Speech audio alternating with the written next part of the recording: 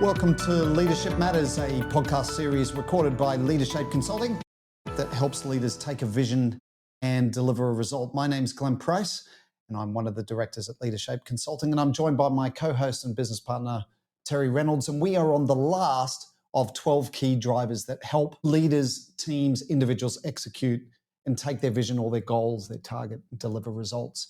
And we started off in these podcasts talking about that first step, a rational step of setting direction. We then looked at engage and excite, more of an emotional feel. We then dove into the specifics around enabling and execution, which was more rational. And then we've, on the last two podcasts, taken a look at development and accountability. And this one will be all around co-elevation, which is the last set of emotional drivers. And we call these or refer to these as sustaining momentum. And I think what would be worthwhile, once again, is why did we pick the word co-elevation? And to tell you the truth is that up until only maybe 18 months ago, the word that we had at the bottom of this model was collaboration.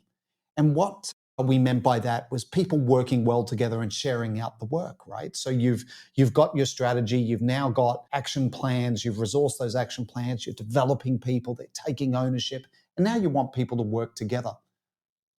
And that's the sort of culture, that execution discipline culture, the rewarding of progress, the right DNA that you're trying to encourage.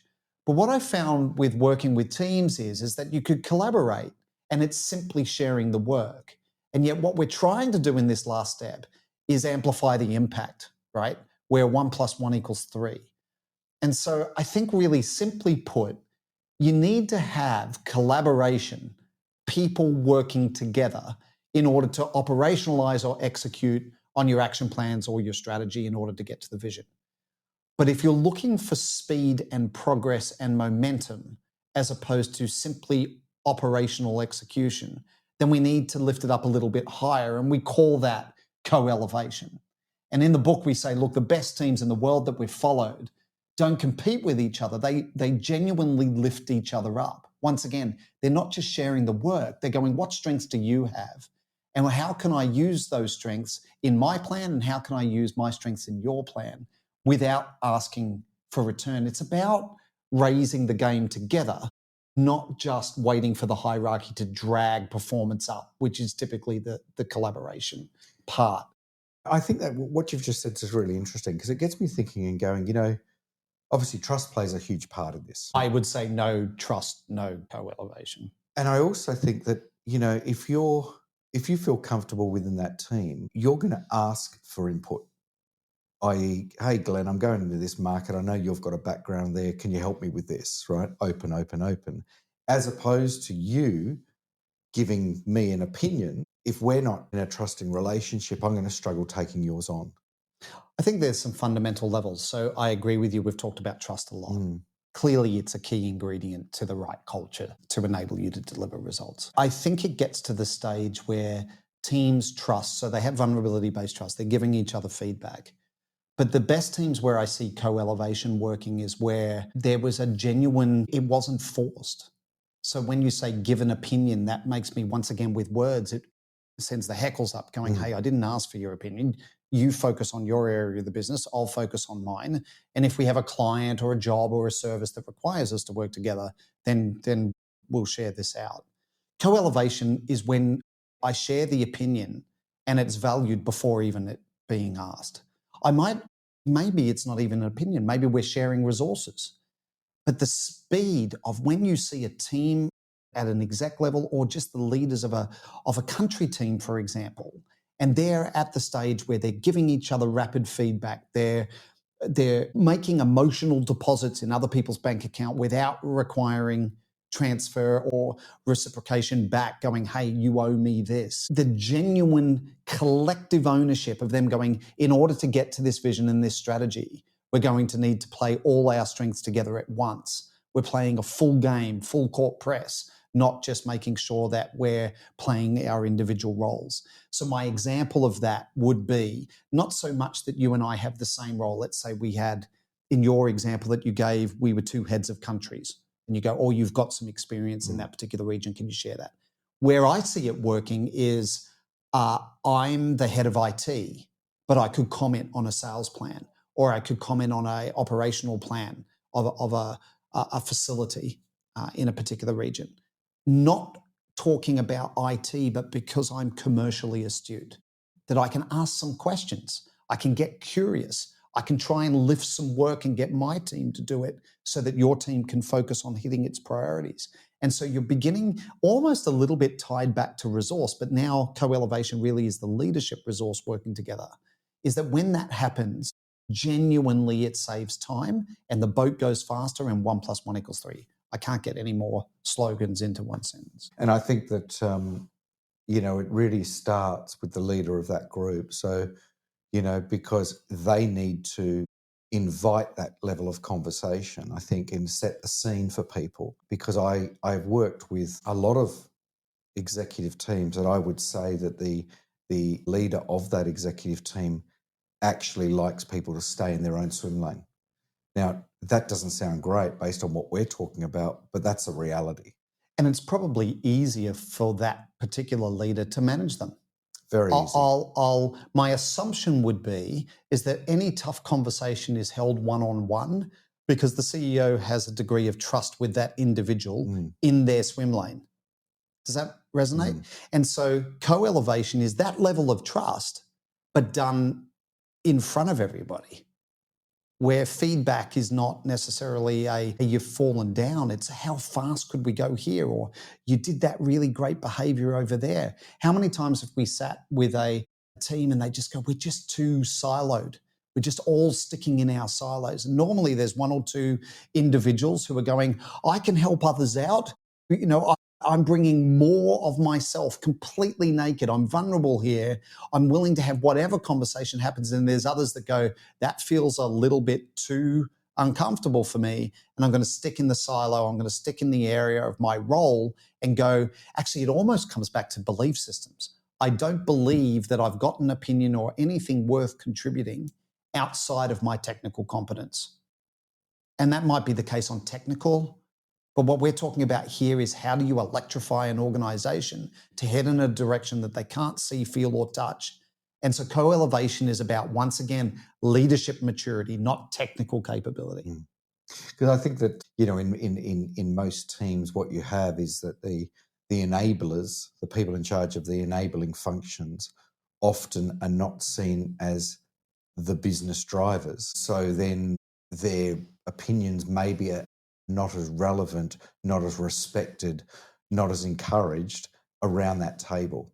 So that team you're describing, really, it's just everyone's at the same level. And in actual fact, we're just business people trying to drive a result. I completely agree. I've got a really great example of an exec team at the moment. They've changed their vision, they've changed the strategy, they've changed their organizational structure, and they've taken a look at the structure of the leadership team at all sorts of levels. But if I look specifically at the exec level, the intent from the CEO is when you walk in this door is that you put your technical competence, your role or your department hat to one side, and you've just got a hat on that says the leadership team.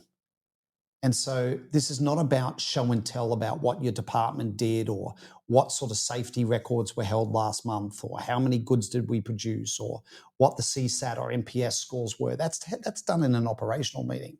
Co-elevation to this particular CEO means you're turning up prepared to discuss, debate, and decide the key areas of this business. And I think it was Elon Musk that said, if you're not adding value and you're not getting value, then leave my meeting. Now, I'm not a huge fan of Musk, but I love that statement.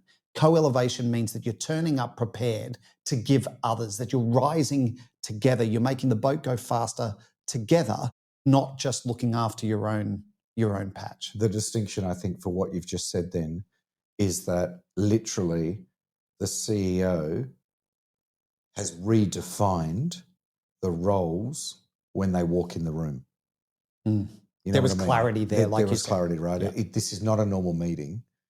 We're here as business people. We respect each other's opinions. So please contribute freely to anything. Do you know the other thing that he did is that 2 things. One, I wanted to reflect on, it's called silence.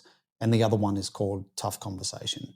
And so one, he's got the ability, and he's uncomfortable with it, but he's got the ability to sit back and let the rest of the team sit in their uncomfortableness as opposed to rescuing them each time and reminding them to co-elevate.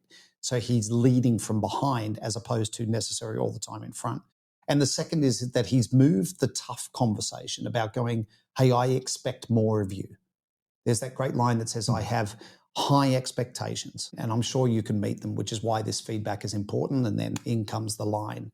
And he's having those conversations. He's moved those from one-on-one private to they're happening in the room.